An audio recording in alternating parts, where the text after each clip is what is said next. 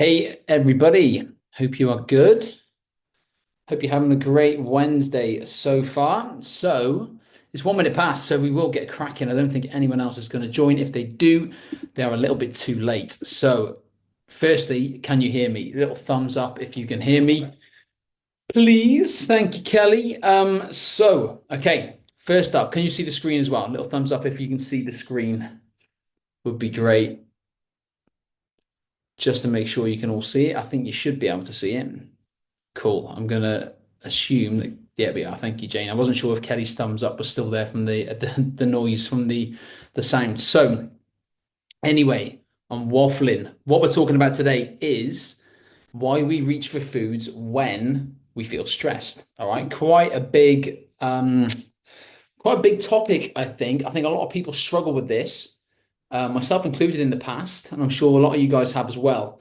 So, how can we overcome the stress kind of trigger that forces us in towards food? And that's exactly what we're going to talk about. So, modern life reality, stress has become very much a inevitable part of modern day life, hasn't it? Work related, family related, all sorts of stuff going on causes stress. And the common response is generally turn into comfort food. And not everyone does this. Some people actually go the opposite way, but the vast majority of people instinctively turn to food as a source of comfort because food is nice, isn't it? Food is comfortable, it's reliable. We know it's kind of like it makes us feel good in the moment.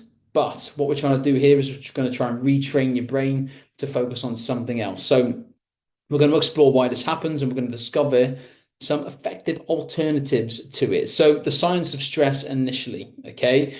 First up, fight or flight response. You might have heard of fight or flight response before.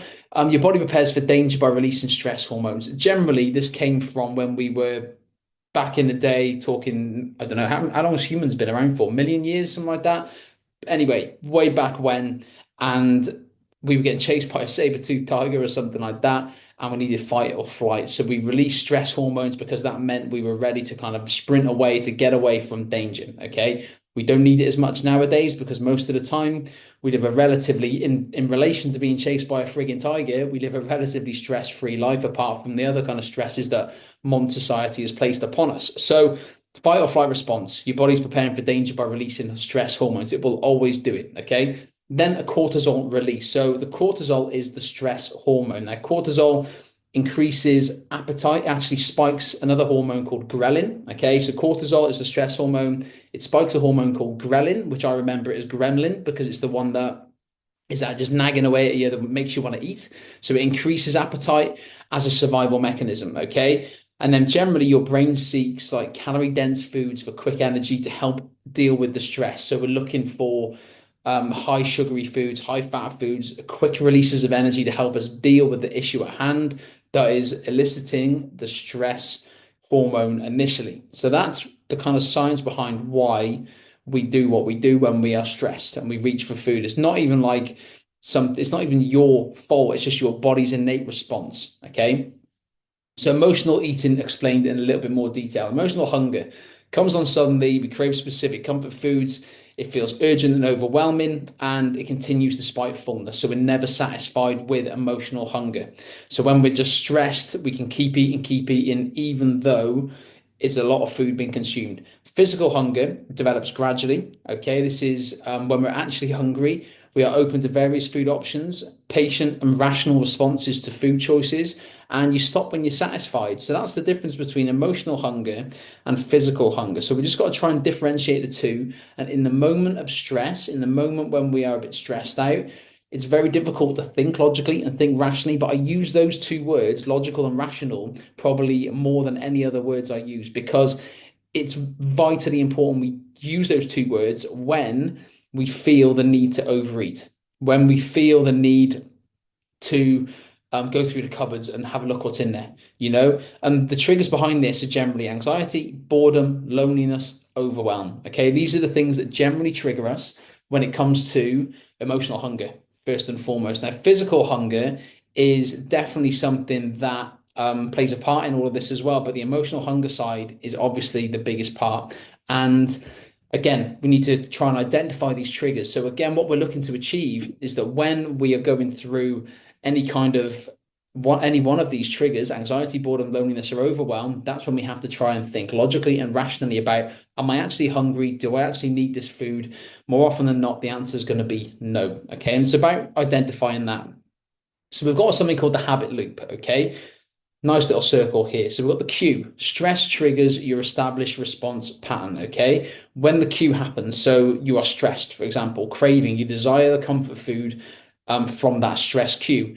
What happens then? You have a response, you reach for the food automatically without even thinking about it. So we're not using our logical or rational thought process. Then you get the reward, you get the temporary relief from the nice food that you've eaten, and that reinforces the pattern because the next time you have that cue when you're stressed, you reach for the food is tastes amazing briefly, you reach for the food. It's you're kind of training your brain into thinking that's a good way of dealing with stress. That's probably a better way of looking at it. You're making your brain believe that is a good way of dealing with stress because you are just automatically reaching for the food. However, we obviously know this isn't going to be beneficial, don't we? Because the stress relief is very, very temporary, and it's obviously not going to help you in terms of trying to achieve your health and fitness goals. And it's going to lead to, over time, putting on weight, maybe obesity, maybe diabetes, all these different things. Okay. So it's very important we try and nip this in the bud. Now, the cost of using food as a stress relief. So, first up, you have generally people have like guilt and shame when they do it. You shouldn't have guilt and shame, but generally people do. So negative emotions that trigger more eating. So you have a negative emotion, you reach for the food, you get that temporary kind of relief from it. You reach for food again, and it just continues. And you feel shame. It continues because you're always that cue of shame is making you reach for food, so on and so forth. The health impacts, which I just spoken about then, is weight gain, metabolic effects, could lead to further issues down the line. You'll have energy crashes. So when we eat high sugar, high fatty foods, you will have an energy crash at some point, meaning your blood sugar is stable, it crashes, and then you want to spike it again. Your body's craving those kind of foods, so high sugar, high fatty foods, and then it spikes it up, then it crashes, and it's a never-ending cycle of spikes and crashes. And then the temporary relief, so it's a brief comfort that quickly fades, and we need to really get away from the fact that that's a good thing, okay? Because it's obviously not. So that's what we're going to talk about now, how to break that cycle. So first up, this is something I want you to think about. Identify your triggers. Keep a journal to spot patterns in your emotional eating. So again, it might seem a little bit boring to do this, but if you're struggling with this, we really need to be proactive and do this. So keep a journal to spot patterns in your emotional eating. So note different situations, how you're feeling, and times when craving strikes. So for example, if you're stressed out from work and you just find yourself wandering into the kitchen, going through the cupboards, that's when we have to identify that trigger. As soon as you identify that trigger, you write it down and say, stress from work, went to the kitchen for food. That's it. Okay. And write these things down. It's going to make you think more logically and rationally. There's those two words again about the situation. Create space to choose. So pause for 5 minutes when cravings hit. Again, this is a case of taking a step back, taking a deep breath and thinking, am I actually hungry? Am I physically hungry, or am I just emotionally hungry? So it's a good chance to kind of take stock, step back, take stock, and think about the situation in hand. Just 5 minutes when cravings hit. A lot of time as well, we are generally, if we do think we're hungry, we can be dehydrated. So maybe have a glass of water during those 5 minutes. It's a good chance to stack that habit on top of something else, isn't it? To have a glass of water and then replace with non-food coping. So what we need to do is when you are stressed, we need to replace that response of going to get some food with something else. So develop an alternative response to emotional needs. So like I said there, it could be getting a glass of water. You know, that could be your next emotional response. And you might laugh at that, but honestly, this will work.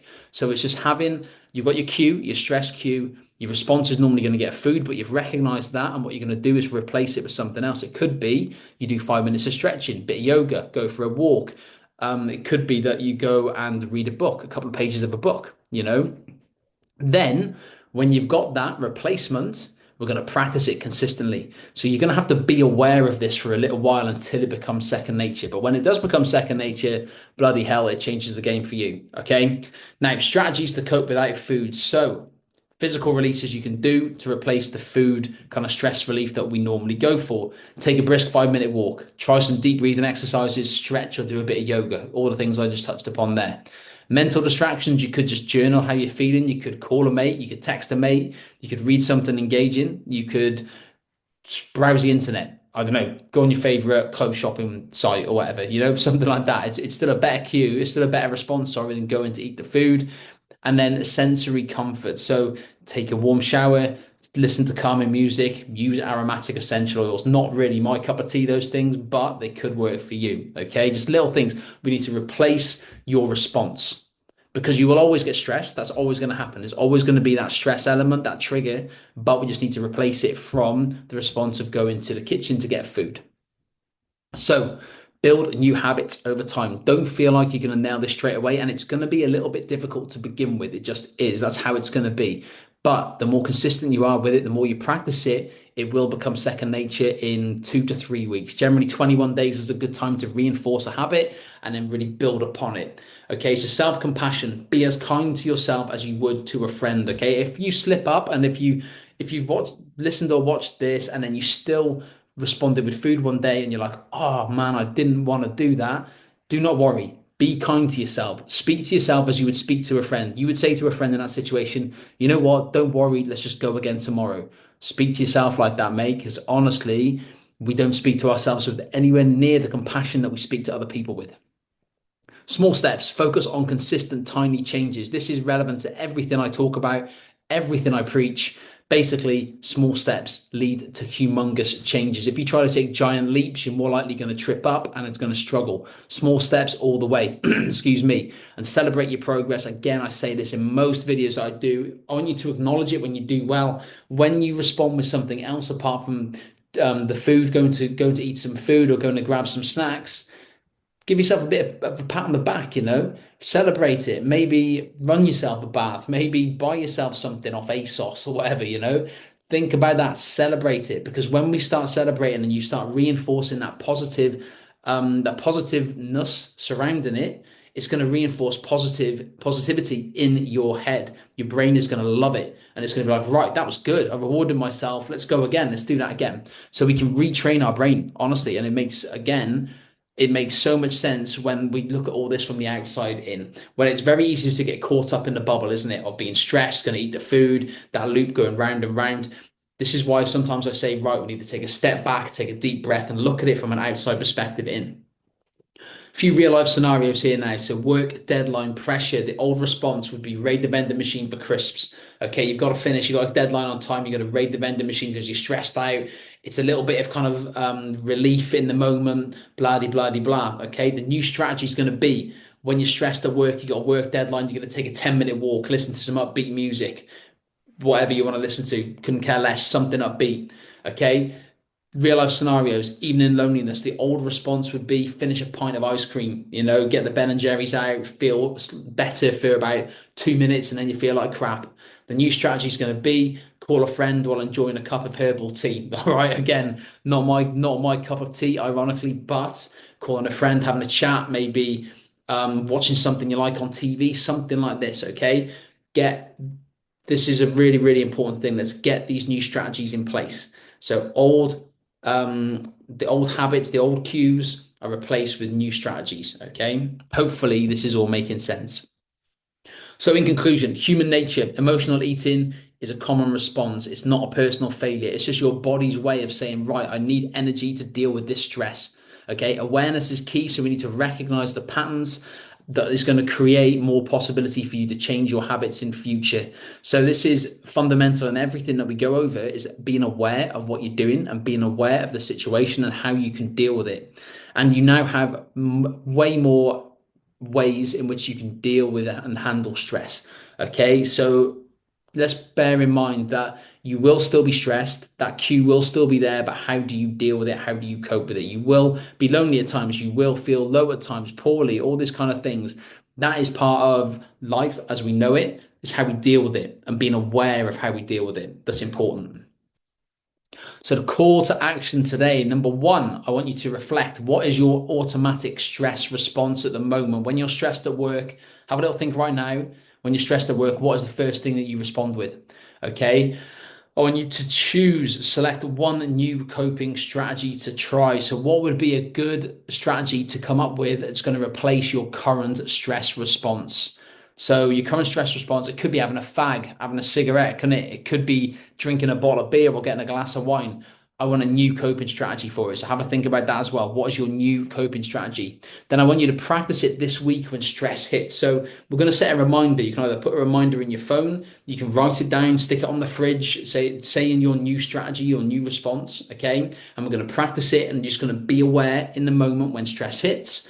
And then 7 days is all it takes to start building a new habit. Generally, 21 is when we can get some good kind of momentum with it. So this is what I want you to focus on. If you are struggling with this is what I want you to focus on. And that, guys, is today's call. All right. Really, really important. Hopefully, that has made a lot of sense. I think personally, I have struggled with this in the past.